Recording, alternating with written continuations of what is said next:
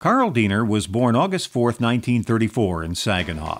In junior high, he was an 8th grader and I was a 9th grader, and we were playing soccer on the soccer team. And Carl was a big boy. He was a gentle giant and very good guy. Anyway, we're on the soccer team, and all of a sudden we hear this snap all throughout the whole field. And we run all over, and there's Carl Diener on the floor, on the ground, and he's broken his leg. He kicked the ball and broke his leg, and we all got around. And anyway, eventually we put him on a park bench, and we had 3 or 4 guys on there. Each picked up the end, carried him over to the Saginaw General Hospital at that time. And on this park bench, and I'll never forget it, here he is wobbling around on this bench with a broken leg. An exceptional scholar athlete at Arthur Hill High School, he earned a total of 9 varsity letters in football, basketball, and track. In basketball, he was named first-team All-State and helped lead the Lumberjacks to the 1951-52 Class A state championship game, losing a close 43-42 contest to Highland Park. Diener also won 2 consecutive Class A shot put titles, and at 6'4", 230 pounds, he was a dominant lineman for Arthur Hill's football team. In high school, he was a tackle on the football team, and I was right next to him on the line. And I always stayed just a step or so behind, because often Carl would be busting across the line. If I'm a step behind him, nobody sees me, and I can just, slip in and make a tackle here and there. A 2-time All-Stater, he earned honorable mention High School All-American his senior year. He just had a mild, quiet presence on the football team until it was his turn to block or tackle. I was on the other side in many practice sessions from Carl Diener, so I felt the wrath of that man for a long time.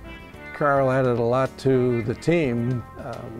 He was probably ready for college when he was playing high school.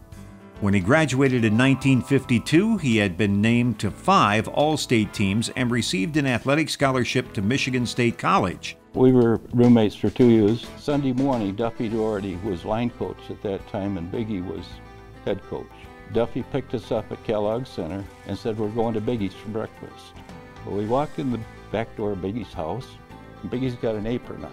And he said, "Sorry guys, I'm your cook." He said, "My wife and kids are going to see your folks." Well, it was a fabulous morning I'll never forget.